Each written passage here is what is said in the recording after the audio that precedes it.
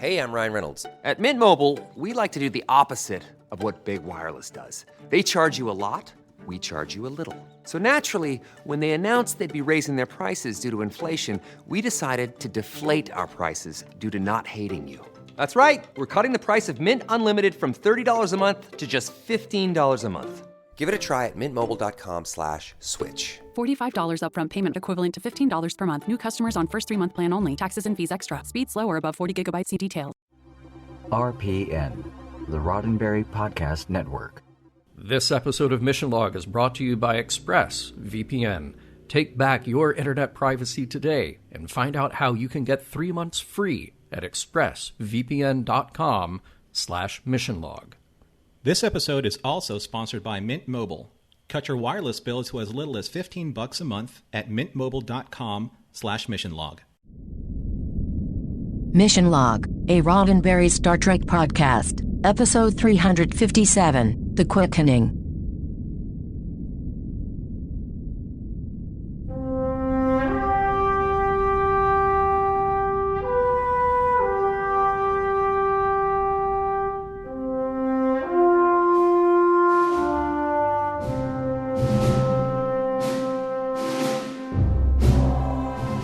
Welcome to another episode of Mission Log, a Roddenberry Star Trek podcast. I'm Norman Lau. And I'm John Champion. Each week on Mission Log, we explore the morals, meanings, and messages of each and every episode of Star Trek. This week, The Quickening. No, not the seminal classic sequel to the 1986 legendary cult classic Highlander. And a story far from immortality, far from it. This is an episode that addresses how we deal with death is at least as important as how we deal with life, wouldn't you say? But before we discuss death and life together, here are a few ways you can stay in touch with us. Wait. I'm just glad you got in a Highlander reference and a Kirk impression right at the top of the show. This Patreon is the Patreon show to listen to. And here are those few ways you can get in touch with us. Mission Log relies on your participation, so that's why we want to hear from you. Help us spread the word by giving us a like or a share on Facebook or Twitter, or you'll find us at Mission Log Pod. Tell others about us there, and if you're inclined to leave us a review at Apple Podcasts, we'll be grateful, and we'll share those in a future supplemental. You can reach us on Skype at Mission Log Pod, or by calling 323-522-5641. Our email address is missionlog@roddenberry.com. And remember, we may use your comments on an upcoming episode of Mission Log. And before we quickly go to trivia, let us tell you about one of our supporters this week, ExpressVPN. Yes, Norman and listeners, you have heard me talk about how important it is to have a VPN. And whether you're out or, as a lot of us are doing now, working from home, spending a lot of time on my home computer, tablet, and phone, it is more important than ever to choose a VPN you trust. I mean, I think about it. It's not just the work that I have to do, but it's all the personal work I have to do as well, like paying bills and doing banking. I'm not walking into a branch or an ATM, so at least not as often. So I have to rely on a secure connection. So personally, I do a lot of research on the sponsors that we have on this show. We don't accept sponsors who we don't personally use, so we can only recommend the brands to you that we believe in. So I can say with absolute confidence that ExpressVPN is the best VPN on the market. And there are a number of reasons why. Now, I've talked about how easy it is to use their app, just to see right away if you're connected or not. We've talked about speed and how important that is, that your connection, your downloads don't slow down when you're connected. But here's one that I hadn't even thought of because I wasn't even aware of. ExpressVPN does not log your data. Now, I had no idea that other VPNs, some of the ones on the market that are really cheap, they actually log your data and then sell it to ad companies, which is shocking to me because I thought that was the whole point of having a VPN, is to stop that from happening. So I'm very pleased to realize that ExpressVPN uses their technology to prevent that from happening. They call it trusted server, and they make it impossible for their servers to log any of your info. And look, you don't just have to take my word for it. Wired, CNET, The Verge, so many other tech publications rate ExpressVPN as the #1 VPN in the world. And I've also been using ExpressVPN exclusively, John, because of its ease of use and because its application immediately tells you whether or not you're connected, so you can keep track of that at a moment's notice. So protect yourself with the VPN that we use and trust. Use our link at expressvpn.com/missionlog today and get an extra 3 months free on a 1-year package. That's expressvpn.com/missionlog. Visit expressvpn.com/missionlog to learn more. And now, the other trivia doctor on the Roddenberry Network, not named Larry Nemeczek. Here's John Champion with this week's trivia. Well, thank you for that, Norman. I will quickly get to the trivia for The Quickening. Now, remember on the last episode I mentioned that this was shot before To the Death? So here we are, reverse order again, with The Quickening. This was written by Naren Shankar. We haven't talked too much lately about Naren. You may remember that he's one of those people who benefited from that open submission policy on Next Gen and found himself with an internship during the 4th season. He stuck around quite a bit, earning himself a staff position. On DS9, he has just 2 story credits, though, Babel in Season 1 and this one. It's interesting that Naren gets the credit here. The idea for the show originated with Ira Steven Behr. He was looking for a story that would serve as an allegory for the AIDS epidemic, specifically because they had recently lost a staff member to the disease, and Ira's wife happened to be involved in AIDS activism. Naren took the basic outline, and elements of the story changed over time, of course. Part of that reason was that Rene Echeverria also had his hand in the show, but he does not get a credit here for his rewrite. This was directed by René Auberjonois. Here we are in the middle of René's run as a director on DS9. The most recent of his that we discussed was Hippocratic Oath. When we talked about René's first directing role, we talked about how he kind of hated it. Huge stresses, incredibly difficult work. This episode was extremely challenging, his first time directing on location for one thing, but he really took to it. He felt better prepared and more in control, but of course there were things that he couldn't control, like that location. Very interesting location here to depict the exteriors of the devastated Teplin homeworld. That was shot in Ventura County at the Santa Susana Field Laboratory. It's not terribly far, about a 40-minute drive northwest of Los Angeles. This is a place that was used for testing rockets and even some nuclear devices decades ago. There was, in fact, a partial meltdown there in 1959. It's been an environmental and political hot potato for years, and only in May of 2020 was an agreement made to have the buildings that are there removed to prevent future environmental hazards. So, when they were shooting DS9, that was the exterior location, and wouldn't you know it, they had torrential rain which destroyed set pieces, and they lost 3 days while those were being rebuilt. He also had 70 extras. It was a big scope for René or any director to deal with on a TV schedule. Let's talk about guest stars. Well, we meet a few Teplins, as you would imagine, in this story. There's Epron, played by Dylan Haggerty. He started his career in the early 90s, so this episode was shot when he only had a few big credits under his belt. In addition to TV, Dylan has had some roles in features like The Postman and Con Air. Ikoria, who is first to befriend Dr. Bashir, is played by Ellen Wheeler. And what an interesting career in TV for Ellen, who, like many actors, starts out with guest roles that led to recurring roles. She was on the early 90s reboot of Dark Shadows, and then she ends up with a sizable number of appearances on soap operas like Guiding Light, As the World Turns, and The Bold and the Beautiful. As this is coming along, she then makes the transition to a director on As the World Turns, and director and producer of The Guiding Light. So it isn't just Star Trek that nurtures its talented actors into directors and producers. Finally, Trevian is played by Michael Sazarin. As a young actor in the 1960s, he was able to bounce around TV in small features. In 1969, he co-starred with Jane Fonda in the Sidney Pollack film They Shoot Horses, Don't They?, which may have a thematic similarity to today's episode of DS9. While he didn't become a household name after that film, Michael worked non-stop.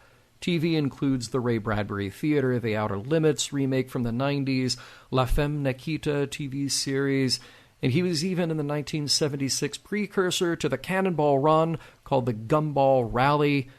Sadly, we lost Michael in 2011. John, I have one small observation to make about your trivia. Sure. So aside from Our Man Bashir, the two heavier Dr. Bashir episodes have been directed by Renee. Hippocratic Oath, and now here The Quickening. Is that Kismet? I think it is. I think it absolutely is. Or did he just like bossing around Alexander? Maybe he took that. There's a heavy Alexander Siddig episode. I'll grab that one. Let's be pushy.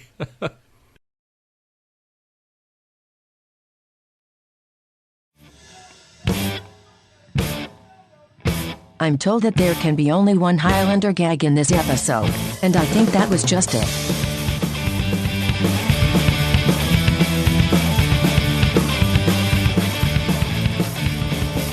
Prologue. In Deep Space Nine's wardroom, Quark, escorted by Odo, is bewildered as to why he was summoned. Major Kira happily jogs Quark's memory by playing his illegal, albeit catchy commercial for his bar. Not only is what Quark did a Class 3 offense, but even worse, crossed a line as Worf's prune juice from the USS Defiance replicator came complete with a Quark's branded and jingle-playing mug. Needless to say, Kira promises Quark that if things aren't back to normal when she returns from the Gamma Quadrant, she will go to Quark's and will have what she considers fun. Later on a runabout passing through the wormhole into the Gamma Quadrant, a quite literally starstruck and chipper Dr. Bashir, along with Lieutenant Dax and Major Kira, are heading towards their biosurvey mission as they intercept a distress signal from the Telpin system near the edge of known Dominion space. Dax and Bashir beam down to the source of the signal and find a city in decay, strewn with a seemingly shiftless population. Upon closer examination, they discover that these people have been infected by a disease which marks them with a spidery blue lesion. Suddenly, a woman rushes towards them, covered by an inflamed spidery red lesion, and begs to be taken to someone named Trevian. As Bashir administers a painkiller to the infected woman, a bystander kneels next to him and tells him that this disease, this blight, has quickened in her, and for Bashir to leave immediately and forget this place. Act 1. Bashir informs Dax that the painkiller he gave the infected woman isn't working, and deduces that this woman's physiology is so different that he and Dax are most likely safe from this blight. And while Julian was otherwise engaged, Dax managed to trade her hairpin for transportation to Trevian and the hospital. As Dax and Bashir carry their patient into a very unhospital-like atmosphere, they observe several small huddled groups surrounding one person with red lesions and holding a large golden goblet. One of the nearby attendants identifies the woman Dax and Bashir brought here as Norva, who he says has quickened and must be taken to Trevian. As Trevian enters the main gathering area, one of the quickened thanked Trevian for allowing him to sleep in a decent bed, eat a decent meal, bathe in hot water, and even wear clean clothes. It was everything he wanted, and for that, this man drank deeply from his golden goblet. Trevian then turns to Bashir and Dax and tells them that Norva didn't make it, and if she had arrived sooner, he could have helped her, but in a way that confuses Bashir as Trevian explains that the blight is always fatal. As Bashir explains that he's a doctor and has access to advanced medical equipment, Trevian also shares a similar story. He and his people were once sophisticated, ambitious, and even tried to defy the Dominion, which was met with swift retribution as the Jem'Hadar raised their planet and infected them with the blight, an incurable disease that they are now born with and can die from at any moment.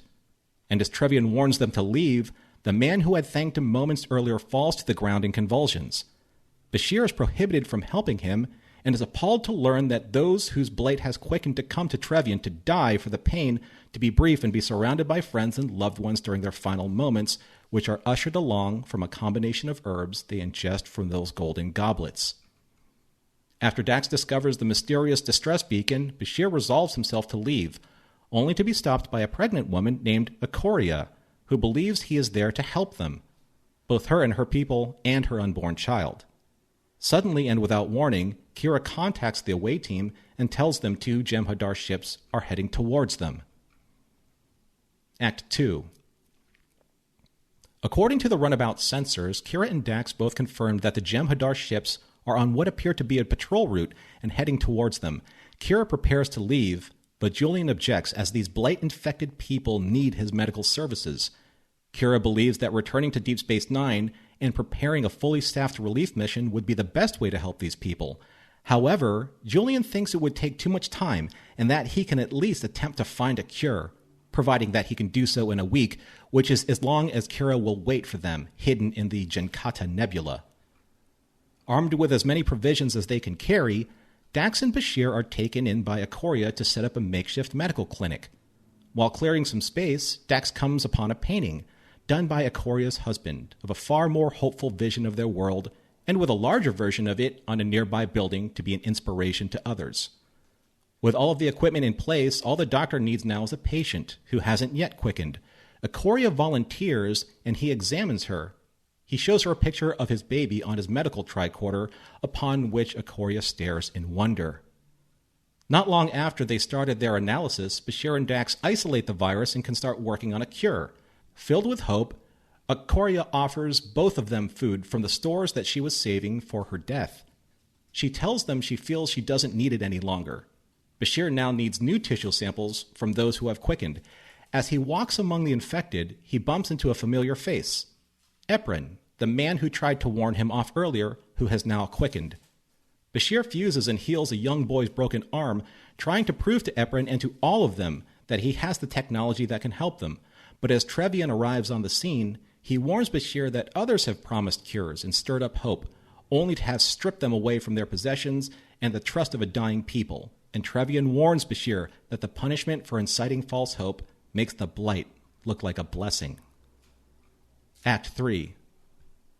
Back in his makeshift clinic, Bashir is both frustrated and exhausted with his lack of progress. Ikoria tells him that perhaps he should leave, because no matter his efforts to find a cure, her culture actually looks forward to and worships death. But Ikoria admits that ever since she became pregnant, she no longer anticipates her eventual visit to Trevian. She wants to live long enough to see her baby born, to grow up, and to be there for all of those special moments. With any luck, Bashir says, you'll see him have children of his own.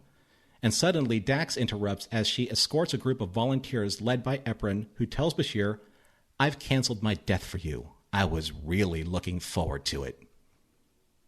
With so many new volunteers suffering from various stages of the blight, Bashir trains Ikoria in the use of a hypospray, but he doesn't tell her that it contains a possible antigen against the blight. A blind test to see who will respond first, not knowing that their medication could hold the cure. Also, Dax informs Bashir that Eprin has stopped responding to cordrazine for the pain, and that she has placed him in an inhibitor field. While outside on his break, Ikoria brings something for him to drink and tells Bashir that Eprin's white blood cell count increased by 12%, and compliments her on her good bedside manner. Bashir explains that her kindness is a gift that helps distract patients from their own mortality. Ikoria soberly reminds him that no matter how many times you chase death away, death comes to everyone eventually. Except for Kukulaka, that is. Dr. Bashir's first immortal patient, his teddy bear. Bashir and Ikoria are soon interrupted by Dax, who rushes them both back into the tent as Eprin starts violently convulsing. Act 4. Covered with entirely new red lesions and increasing pain, Bashir realizes that Eprin's virus has suddenly mutated. Using a microcellular scanner to discover the source and seeing the violent reaction of the lesions from the scanner, Bashir is seized with terror, realizing that the EM fields from his instruments are the cause. Suddenly, patient after patient in Bashir's hospital cry out in terrible pain. Bashir cries out to Dax and Ikoria to shut everything down. However, the damage has been done as Eprin dies in painful agony. Unwilling to admit defeat, Bashir manically applies CPR to save Eprin, but is stopped by Dax knowing that Eprin is already gone. Hearing about what has happened, Trevian arrives to administer his treatment for those who are crying out to him to end their agony. Bashir tries to intervene but swallows his pride and stands aside, allowing Trevian to offer comfort to his people as he has always done so before Bashir arrived. The next day, Bashir stands among the covered bodies of the people he failed to save. Dax tries to console him, but it's no use, as Bashir has already succumbed to the fact that his pride and arrogance caused this to happen. Dax offers Bashir some perspective, telling him that maybe he was arrogant to try, but that doesn't mean if he cannot find a cure that one doesn't exist. With his head hanging low, Bashir takes to walking the streets, only to be met with angry and a glaring crowd, muttering insults and spitting at his feet. Ignoring their spite, he comes across Ikoria's husband's mural as she approaches him from behind, covered with red lesions. She thanks him for giving her hope, believing that she would have been able to give birth to her child, but is resolved to seek out Trevian and to end her suffering. But Bashir is not willing to give up on her. Although Kira has returned to collect them, Dax prepares to go, but Bashir chooses to stay and help until he finds a cure and will contact the station when he has done so. Act 5. No longer able to absorb any more cordrazine to stave off her agonizing pain for fear of harming the baby, Ikoria agrees to forego it altogether. However, there is a silver lining of hope as Bashir informs her that he could induce labor so that she could safely give birth in 2 weeks if he can keep her alive and if she can endure the pain. Sometime later, Trevian visits Ikoria and offers her a peaceful death for her and her unborn child, but she refuses, wanting so desperately for a chance for her baby to live. Trevian admits to Bashir that he has a strange obsession with death, having survived the blight for so long, and knowing the only thing he can do is to help his people end their suffering. 2 weeks have finally passed, and Ikoria has given birth to a blightless, lesion-free baby boy. Bashir realizes that his antigens were absorbed through the placenta and immunized him to the disease. Not necessarily a cure, but an unexpected vaccine. Knowing that her son will live a life free from the blight, she frees herself from the pain and struggle and dies, leaving behind an emotionally distraught Bashir holding her son. Bashir reports his discovery to Trevian and tells him that all pregnant women must be given the antigen immediately to inoculate their babies. As Trevian promises to bear this new responsibility, he allows Ikoria's baby to be seen by all as a symbol of hope that they so desperately needed. Back on Deep Space Nine, Captain Sisko visits Bashir and offers what comfort he can. And even though the captain means well, acknowledging that at least future generations of this blight-stricken people will be spared, Bashir will always be haunted by the fact that in some small way he was unable to do more for them. The end. Right off the bat, I gotta say, advertising the future. I love it. I don't love the prospect of advertising in another 300 years that it will still be with us, but I love this little nod to it because, look, in the 30 years of Star Trek up to this point in Star Trek's history, maybe people have had preferences for certain things, but we don't see any brands, and we certainly don't see any ads. And it's interesting you compare that to a show like Firefly, where the ads are just part of the fabric of that universe. Mm-hmm. So just really out of step and really fun to see Quark's obnoxious ads. And the singing coffee mug, I think I need to have one. I'm a little disappointed that in all the years of going to conventions and collecting Star Trek stuff that I've never seen a Quark singing coffee mug. As Yogurt said in Spaceballs, merchandising. Merchandising. Yes. Yeah, the singing coffee mug, the ultimate marketing tool for your morning beverage. Yes, the ultimate. Man, very impressive exteriors and matte paintings. I mean, I talked about the location and the trivia, but just to say that it's really mostly very effective here. That huge scene right when they first beam down. Mm-hmm. A lot of matte painting going on, but yeah, just wow, what a place to be able to film. But I'm sort of entertained that there's a few times in the episode where the Teplins will say to Dax or to Bashir, like, "Oh, you guys are from another world, huh? Okay." like even if this is your life, and even if there are other things going on, I just think that if I were like at home, and even if I knew that beings from other worlds existed, even if I knew that, because this society was warp capable, they had gone to other planets in their past, I would still just be like, oh yeah, things are going to hell around me, but hey, there's somebody from another world here. Can we stop and talk about that for a second? Right. You know, and this is kind of like a contrivance that we've accepted with Star Trek over the course of so many seasons and so many series that once somebody from the Federation beams down to another planet, their badge automatically translates their language, even though it hasn't had a chance to dissect the syntax of their language and learn it.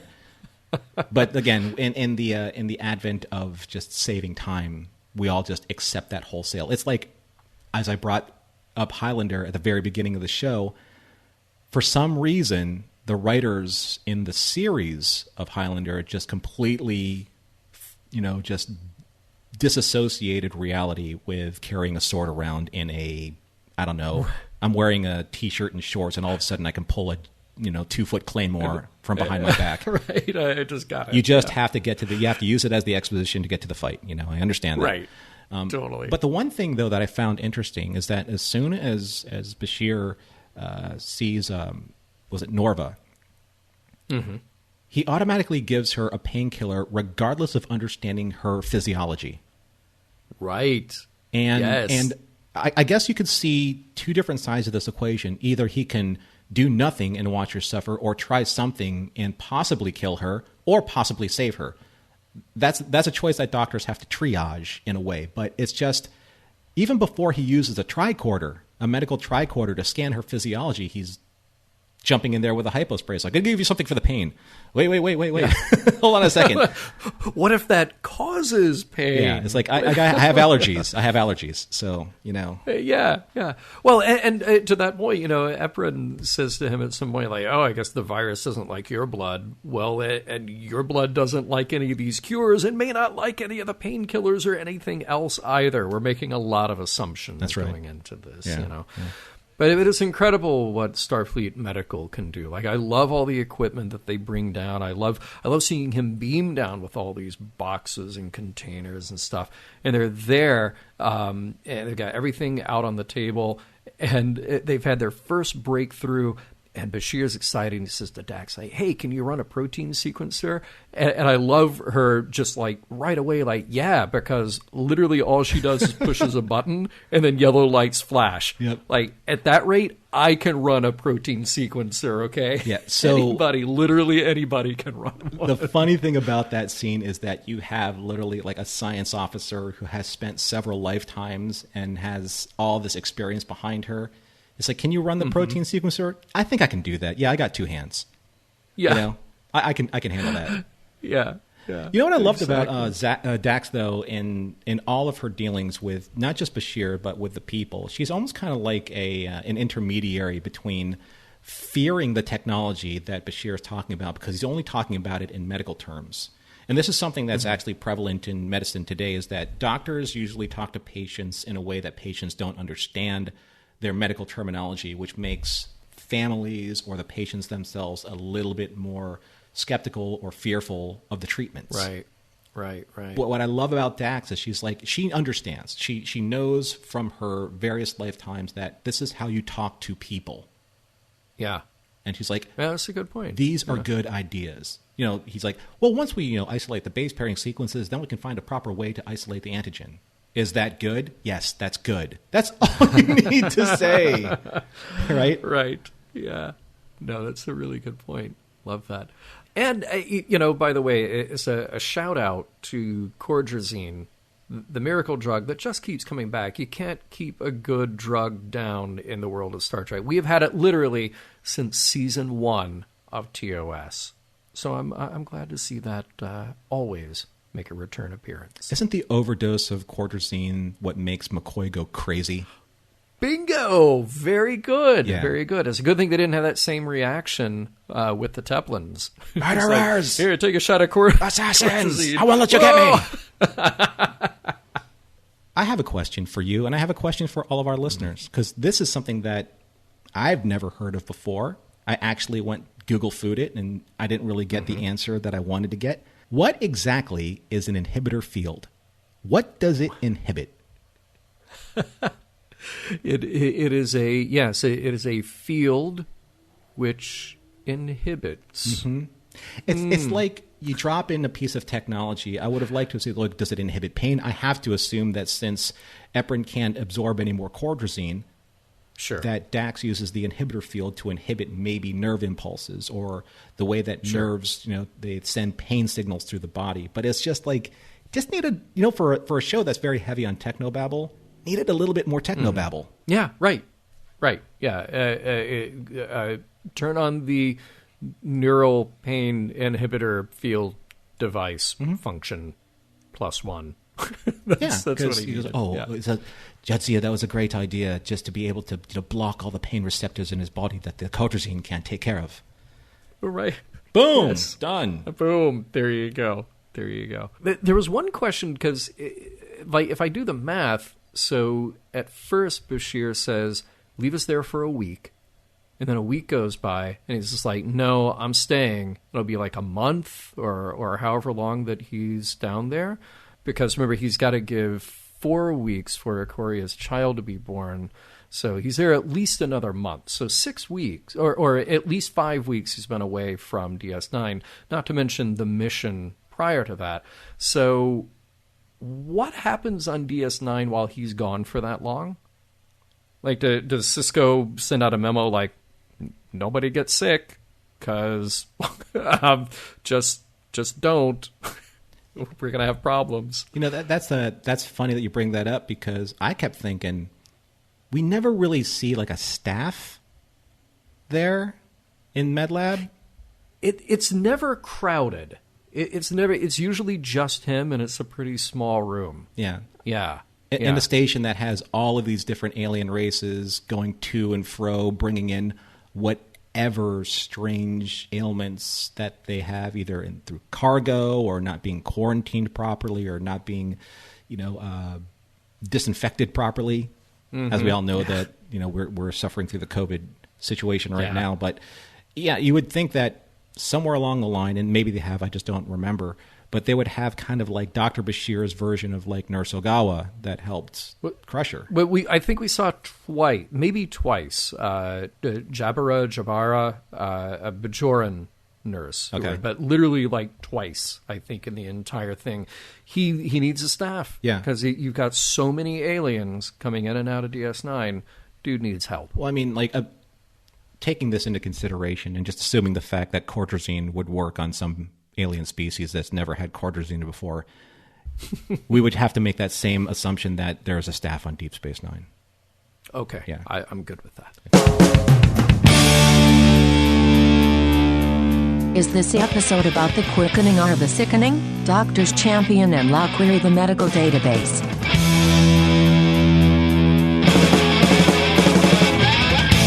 We will quickly get back to the quickening, but first, a word from Mint Mobile. Norman, I have a question for you. Do you remember when you bought your first cell phone for yourself? I think I bought my first cell phone. It was the classic Nokia cell phone. Ooh, me too. I bought a Nokia, and I had to go to one of those, big cell stores, and then that one turned into one of the major wireless providers, and I kept, getting bounced around because they changed, and the thing is, they changed, but I didn't, and I realized I just sort of resigned myself that my bill was going to be $100 a month. I just thought that's what it was. I imagine your experience was the same thing. You got this phone, and then you just sort of live with the idea that your bill is going to be extraordinary. Am I right? Here's the phone. Here's the contract. Change your personal budget. You can't afford that, sandwich or 5 Starbucks lattes if you to pay for your cell phone bill. But no, I mean, all joking aside, yeah. I mean, you kind of resign yourself to the fact that this thing has a budget and you're going to pay to play. I want to say that I probably bought my first cell phone 20 years ago. And if you add that up, if I had stuck with that same plan, averaging for myself $100 a month, for 20 years, I do not even want to think about what I could have bought with that. You could have bought a cell phone today. Yeah, right. So that's why I love that we have been introduced to Mint Mobile and have both been using Mint Mobile. Because this is a discovery that there is an option out there to get premium service, the same service that I've been using, that I've been used to, at a tiny slice of that cost. So I could cut my wireless bill down to $15 a month and literally save hundreds of dollars a year by switching to Mint Mobile. So that's what I did. And for anyone out there like me who's looking to save without sacrificing service, switching Mint Mobile is a no-brainer. So for customers that hate their wireless bill or are just looking at the cost and thinking, I need to get out of this, Mint Mobile offers premium wireless for just $15 a month. And here's the great part about it. You go online, you eliminate all those costs that are what the other retailers are charging you. So the big box stores, everything else, they're charging you for their marketing. Your plans come with unlimited nationwide talk and crazy fast 4G LTE. You get to use your own phone. You get to keep your number. And if you're not 100% satisfied, Mint Mobile will cover you with a 7-day money-back guarantee. So switch to Mint Mobile and get premium wireless for $15 a month. You know, John, you work hard for your money. I work hard. A lot of you out there work hard. And your money should go and stretch as far as you can make it stretch, especially in this day and age and especially in the state of the economy. So make sure that you're making your money work as hard for you as you can, making sure it stretches for you as far as you can. And to do that, you can get a new wireless plan for just $15 a month and get that plan shipped to your door for free. Go to mintmobile.com/missionlog. That's mintmobile.com/missionlog. Cut your wireless bill to $15 a month at mintmobile.com/missionlog. All right, Norman, we've had our fun with the Quickening, talking about, Cordrazine and Quark's face on a coffee mug, but there's more to it than that. So I'm going to ask you to kick us off here, and let's talk about the important aspects to the Quickening. I think one of probably the most obvious points to be made about this episode is the principle of euthanasia in the 24th century. Because that's exactly what Trevian is doing. And he's offering a service to his people before they suffer horribly from an incurable disease. And now we know the stigma behind, say, celebrity types of these faith healers or doctors. Dr. Kevorkian being probably the most notable or notorious, depending on how you look. Mm-hmm. But there is something to be said about, one, taking a look at it from a 24th century standpoint, and two, why is, say, the medicinal application of trying to alleviate a patient's pain and suffering, why is that any better than, say, a more rudimentary way of doing it and just allowing them to be treated with something that lets them go peacefully? One of the things that, I guess, comes into play here, I mean, aside from the euthanasia aspect, is the general kind of respect and understanding of different faith healing or medicinal practices. And this is coming from the son of a doctor. You're the son of a doctor, John. Mm-hmm. And we know that there are certain things that doctors have to abide by, but I do believe that all doctors follow the Hippocratic Oath. And like I said, I brought this earlier up. I brought this up earlier that Renee directed Hippocratic Oath, and he directed this, which is strange. But we are looking at the evolution of Dr. Bashir and what he has learned during this entire time.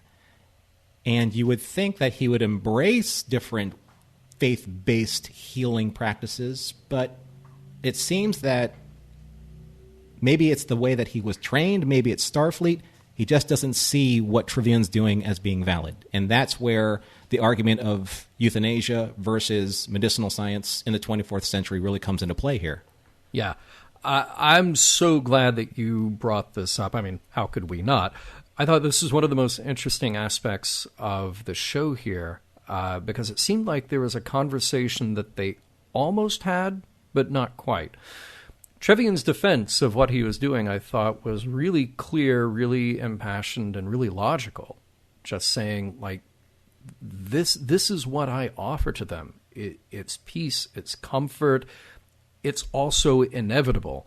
What we didn't have was Dr. Bashir really, truly trying to understand that and any sort of gentle way expressing his point of view. So I think we can understand walking into a situation, if you were to put yourself in Dr. Bashir's shoes, walk into a place where you see people suffering and you want to help. That is the impulse. And you see people dying and thinking, oh, this is wrong. They shouldn't be dying. I can help them. Get out of the way and let me help them. But there wasn't the sort of personal or cultural understanding of what was going on. So it seemed like that was a deeper conversation to have, maybe if, they didn't have to cut time for commercials or something. Wait. The commercials are important. Remember, if not for commercials, we don't get singing coffee mugs. Oh, that is true. That is very, very true. Yeah. But I want to put it to you this way. The thing that I found that was so tragic about the Teplins' life is that they had resigned themselves to death. So they had, for 200 years, gotten themselves into a pattern. They'd literally just sort of evolved their culture to accept this death. And their only, seemingly, their only sort of control over it was this herb to make it as painless as possible at the end. So they sort of end up in this place where it feels like to me they're actively campaigning against the hope of anything else. And it sort of shows what happens when a whole culture buys into this. Who was it that said in the show? Is it Ikora who said, "We worship death"? And I think that's sort of meant to make us say, like, oh, well, yeah, Trevian thinks he's doing the right thing, and on some level he is. And as somebody who personally believes in the right to die and to make it humane and painless and accessible, but careful, these are all important aspects of that. I couldn't help but also feel a little bit of horror in what was happening there. And maybe it wasn't so much just, like I said, Bashir jumping in to force something on them where he really had no right or place to do that, at least not in the way that he did. But it was because, to me, this whole culture had absorbed this tragedy and for generations just resigning themselves to this singular future for everyone. Here's another Highlander reference I'm going to bring up. I should never have talked about that at the beginning. But, we're dealing with really serious aspects of understanding kind of like sickness, death, mortality, immortality. And one of the things in Highlander that one of the immortals, and it's very ironic when this particular immortal, Mythos, says it, Mythos is 5,000 years old. 5,000 years old. And he's still terrified of dying tomorrow. You can die in Highlander by having your head severed from your body. That's the lore. Everyone knows that. But think about it this way. When he thinks about death, he only thinks about it from the immortal way. When he applies it to the mortal people that he knows, he's like, you're all dying. From the very moment that you are conceived, you are dying. Right? Mortal life has a life cycle, regardless of disease or tragedy, accidents, any outside or external influence, you are still at the rate of cellular decay from when you become cellular life. That's just the way the science works. So whether it's 10 years of age or whether it's 100 years of age, we are all quickened as soon as we are alive. And that's an interesting, the interesting part of this title is that in various fandoms, the start of life is quickening. The beginning of life is when you're quickened. Right. For vampires, it's when they turn. For certain fantasy beings, it's when they become a spiritual essence. But you're quickened at the point. That's the point of inception of life. And maybe for this species, they see it in the opposite direction. It's like, we can only really become, or we can only really live again once we pass this painful, agony-ridden mortal plane. We become something better. And that's something that I wish they spent some time on, is the spirituality of what happens after they quicken, if they go to a different place, a better place. That's something that's not really addressed here. But that's the concept of the cycle of life, is that we're all going to one day, like Akoria said, you can't evade death, right? Eventually that's going to happen. It's going to come for you. So this kind of brings me up to my next point, is that with science, are we just finding ways to delay it? And should it be delayed? Because sometimes the science turns somebody into an experiment to find ways to delay death. But what does that do to the person? Right? Yeah. I mean, and look, Star Trek has, in many instances over its course, and more that we'll get to in the future, has sort of looked at that question about humanity's relationship to science, and very often, particularly with life prolongation, and very often in Star Trek, it is looked at as something you should not do. Do not mess with Mother Nature when it comes to that. Although we are shown in Star Trek humans living beyond 120 years, and not just lifespan, but health span being increased dramatically. So as a pure science, yes, I think that life and health prolongation are things that should absolutely be explored to the farthest possible reaches. But as an applied science, there's an ethical, humanistic question at play here. Do people have the knowledge to consent intelligently to something that may have a more negative side effect than what they want? I mean, essentially is what you're saying. Yeah. I mean, look, if I'm being purely selfish about it, if somebody had the opportunity to test something on me that might increase my lifespan and my health along with it for 20 years beyond the average, sign me up. Sign me up. I'm there. Now, there might be a side effect.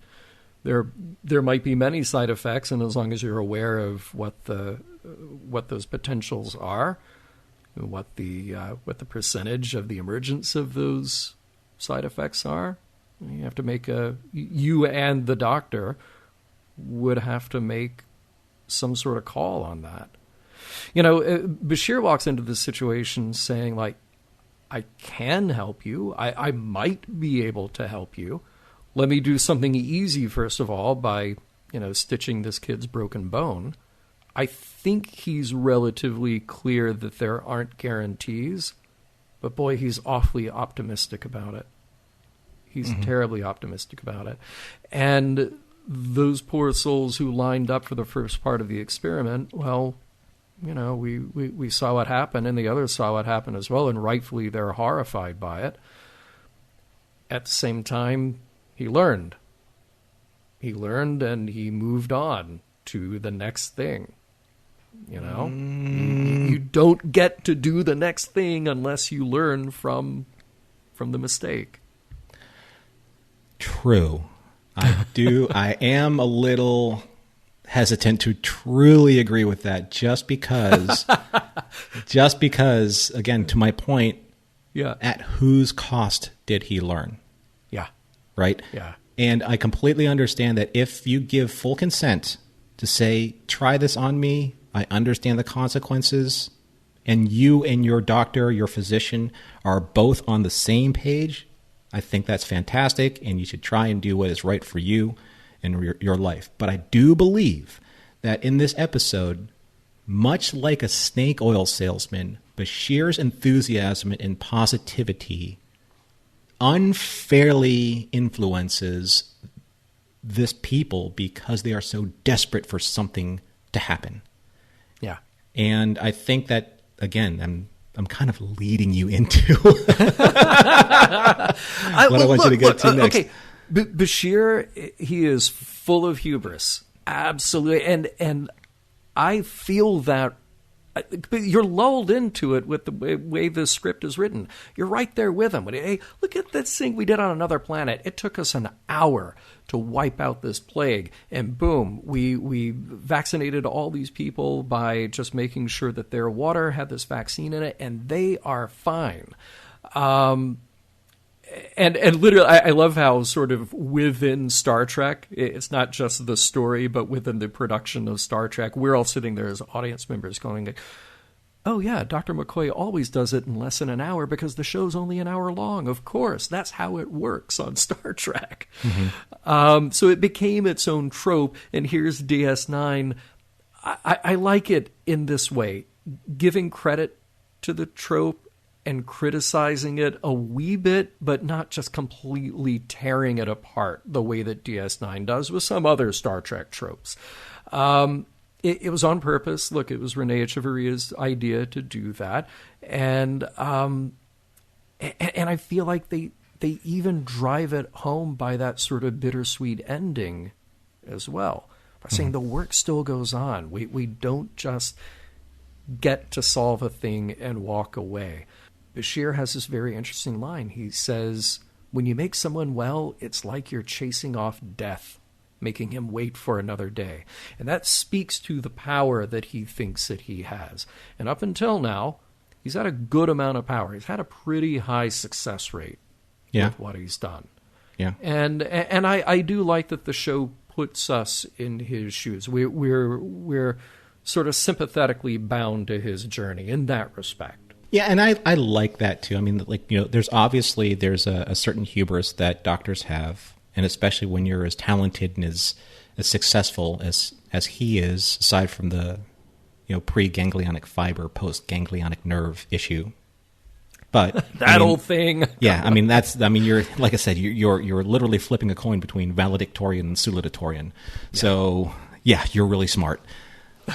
But that kind of blinds him sometimes, I think, in a way, and, you know, going all the way back to Hippocratic Oath, to if I have the technology and the intelligence, I should therefore be able to heal. And if I cannot heal, then there is something wrong with the process, but it's not necessarily me. Right? Well, look at it this way, though. Bashir is the first person in 200 years who has come along with even the belief that it's something that could be done. And that's the only person who will be able to make it happen. Oh, maybe not him, maybe not Bashir, and it might take another 200 years, and it might take a whole team of other doctors, but it's only the ones who think that it can be done who will ultimately succeed in making it happen. But I think where Bashir is in the wrong here is thinking that it can be done according to his timeline. Yes. Right? So that's the real issue here, is that he isn't even really considering working with Trevan to help these people either suffer less as he's working through the data, because he just completely dismisses the fact that Trevan calls himself a healer, but he's not healing anybody. But he's only but that's to Dr. Bashir's Starfleet medical terminology and standards and ethics, right? Sometimes the body can't be healed.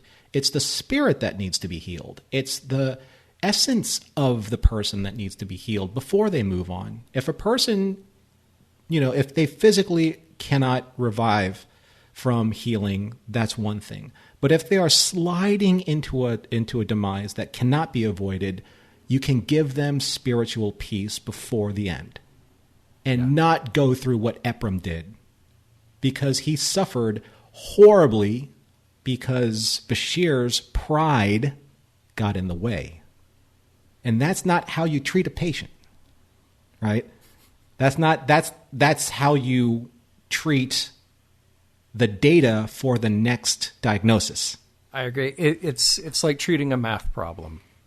I mean, sure, there has to be a certain Yeah. level of dispassion to it, Yeah. but at the same time, though, again, the one big issue that I have with the way that Bashir addressed it at the beginning was that he completely disregarded what Trevan was doing because it had nothing to do with science. It had nothing to do with technology. It had nothing to do with actual results. But it doesn't have to all the time, right? And that's the side he didn't see. Now that we've looked at all the symptoms, it's time to see if we can come up with a sound diagnosis.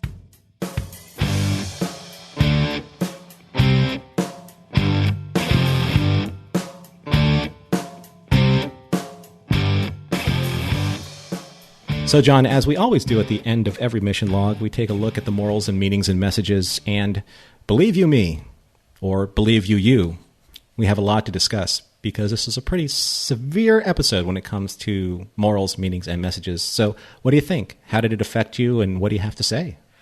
Oh, man. All right. Well, I kind of want to break this down easily, because my understanding is that this is, for good reasons, a very popular, very well-received, well-respected episode. I guess I just gave it away right there, what I'm about to say. I think this is going to be a unique mission log for me, one of those unique episodes. There's so much I like here. Truly. And we've talked about some of it. I think there's even more we could talk about if we just had unlimited time here. And we will wrap it up with the morals, meanings, and messages in a second. But I have to talk about the production for a moment. It is ambitious. We talked about how there's a lot of location shooting. There are a lot of sets, costumes, extras. There is a deep dive focus into one character, which I really enjoy most of the time. And they've done a pretty good job on this show, and particularly with Bashir lately, like in Our Man Bashir, Hippocratic Oath. They're just showing us that Sid can carry an episode as well as anyone. They definitely get that across here. But here's where I'm going to say the thing that may not add up for some of you. So bear with me if you would. This episode is produced well, but overall, I don't think it's a great production. I think the beats in the script are a little paint by numbers. You can see pretty much everything coming before it happens. It's also visually a bit of a mess. It's very dark. And the fact that this is in standard def, it does not help, does not do any favors to this production. You lose a lot of detail that really should be there. The makeup is very inconsistent from being realistic and terrifying to being quick and cheap. Interestingly, some of those really grotesque makeups, like when they're actually dying and skin is flaking off, that was added digitally. And that was a very early version of doing that with an early version of motion capture. Very common today, but not so much then. So that's the bad news.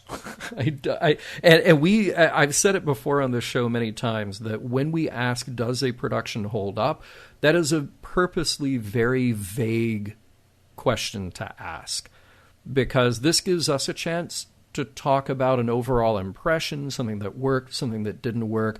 We're not chasing after like a hard rating here to say this one works, but this one doesn't because of this number of things. No. This is our opportunity to sort of play fast and loose with what that means to us. This production actually doesn't hold up for me. Even though I love the places that it goes, I love the story that it's trying to tell. I love the character story it's trying to tell. I love the really difficult issues it's trying to bring up. And I might even surprise you with a moral or meaning or message or two here that actually work really well for me. But it doesn't hold up for me as a show. How about you, Norman?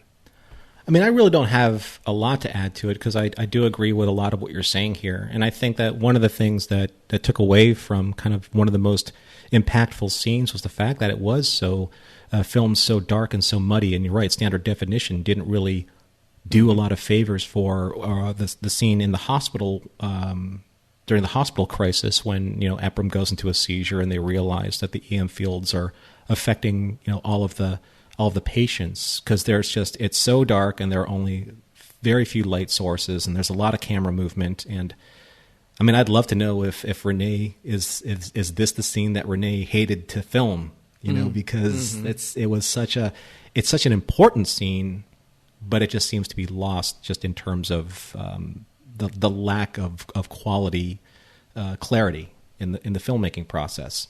That being said, though, I mean, I do give this episode a lot of passes just because it brings up some great morals and meanings and messages, and we'll get to those in a second. But the one thing that still kind of plagues me a little bit with, well, again, the contrivance of being in Star Trek is that you never really feel that they're struggling with what has happened with this culture, what's going on with this culture from a spiritual side.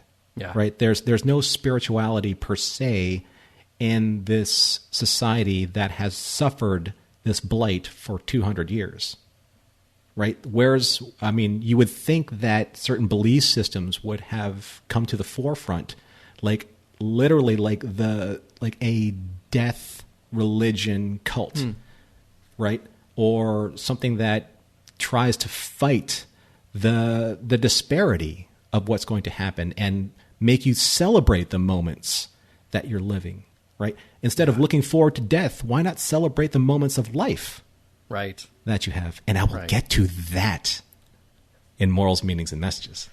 All right, well, so look, let me try to redeem it then, because like I said, I'm aware that this is a favorite. It is a popular episode. It is a well-done episode, even though I don't think it works as a production. I do think the morals, meanings, messages here are important. I think they're wonderful, and I think they're very Star Trek in my book. Norman, I'm gonna sort of mosey right around your condemnation of the hubris on display. I feel like I've talked about that. I don't think you're wrong, but it isn't. That's not necessarily the thing that I'm going to be left with when I think about this episode in retrospect. The thing that I think about with this episode is that at the end of the day, it is a plea to care about tomorrow. Whatever the circumstance, however bad things may be, we literally just have to care that we can make someone else's life better tomorrow, even if we're not the beneficiary. Keep trying.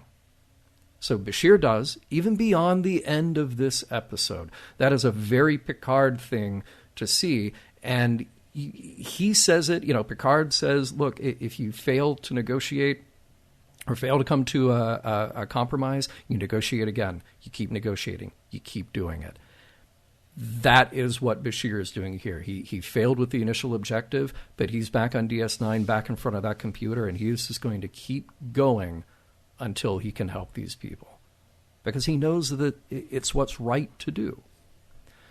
Now, some advancements, some good causes, they aren't always about you. They might benefit someone down the road who didn't even know it. Bashir uses this opportunity to give someone else the ability to give yet someone else hope. That is an absolutely beautiful thing. That is the golden sort of Star Trek message in this, is that he is on his way to building a better future for these other people. He's not from there. He doesn't know them. They don't owe him anything. He's on the other side of the wormhole. But those kids are going to grow up in a world where they actually get to have a future. That's what it's all about. On the flip side of that, Boom! John, I think that I agree. I mean, I think that is definitely a message that you can come away with, when you're looking at the aspect of seeing this through the Star Trek lens of humanity trying to become better and to do better through their efforts, through our efforts. But at the same time, though, and maybe it just when I watched it or what I hold doctors to as a certain standard, there is something about Bashir still that I want to see change a little bit, and that's just his kind of cavalier way about strolling into a situation where he says that I'm a doctor and that actually means something to people, right? Because, again, this is a culture that they never met. These are people that are suffering, and all of a sudden he's like, well, I'm a doctor. I can take care of this. I can take care of this in the week. I can guarantee you I can do this in days. I did it before. I can do it again. At what cost? And at whose? Right? And I think that it's not necessarily those are mutually exclusive, because he, in and of himself, also suffers certain consequences. Pride goeth before a fall is the message that I take from this in a certain respect, because sometimes doctors have to come into a situation and treat the person and not the symptoms. They have to treat the people, the body, and not the disease. Doctors are healers, and healers don't necessarily have to use technology or medicine or science to heal. They have to use faith. They have to use love. They have to use care and compassion. I'm not saying that those are mutually exclusive, but if one doesn't work, the other has to. And this is where Trevan and Bashir are at odds, because he doesn't have the science. Bashir has the science. So all he has is compassion. And that's all that's working. So I wish they could have worked more together, or at least reached a common ground. And they kind of did at the end. But when you have a doctor like Bashir, who kind of strolls in, like I said, and I know I'm probably going to get a lot of mail for this, but until I see something differently, he is the doctor that prides himself on a win-loss ratio. I won this. I defeated that. I cured that. This is my resume of why I'm right. But all of those factors do not factor into the next diagnosis. They're all different. So what happens when he exercises an influence across a bunch of people that may or may not want his help? It's his pride that forces that on them. And I'm glad that he did learn something at the end. But again, the reality is that somewhere in between, it's the person who's suffering that suffers more or suffers differently. And that's something that I think as a doctor, he still needs to address. It's not just the cure. It's the person who's suffering to get to the cure. And sometimes the cure isn't science. The cure is compassion. And that's all they want. But I do like that they resolve the fact that there's this thing called death comes to everyone eventually. It's true. And we try and cheat it. And with technology, and if I may coin a phrase, I haven't done this in a while, so this is for our Patreon listeners especially. We try to unnaturally cheat death and pat ourselves on the back for our ingenuity. Mission Log is produced by Roddenberry Entertainment. Executive producer, Rod Roddenberry. Our website and your opportunity to comment and connect with us is missionlogpodcast.com. If you'd like to support Mission Log directly, you can do so at patreon.com/missionlog. Enjoy all the great Roddenberry podcasts at podcast.roddenberry.com, where you'll find Women at Warp, Priority One, The Trek Files, your daily Star Trek news, and Shabam. Shabam. And for more Star Trek news and discussion, be sure to visit trekmovie.com. On the next Mission Log, body parts.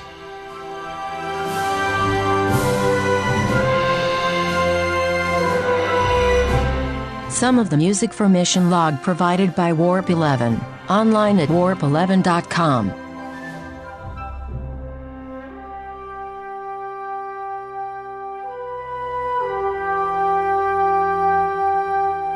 What do you get when you cross Kukulaka with a Palaku? Whatever it is, odds are that it's both inedible and unpronounceable.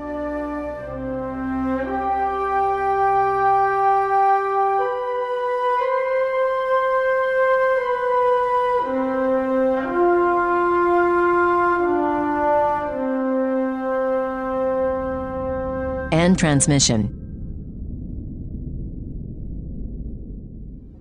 Podcast.roddenberry.com, the Roddenberry Podcast Network. Hey, I'm Ryan Reynolds. Recently, I asked Mint Mobile's legal team if big wireless companies are allowed to raise prices due to inflation. They said yes. And then when I asked if raising prices technically violates those onerous two-year contracts, they said, "What the f*** are you talking about, you insane Hollywood ass?" So to recap, we're cutting the price of Mint Unlimited from $30 a month to just $15 a month. Give it a try at mintmobile.com/switch. $45 upfront payment equivalent to $15 per month. New customers on first 3-month plan only. Taxes and fees extra. Speed slower above 40 gigabytes per details.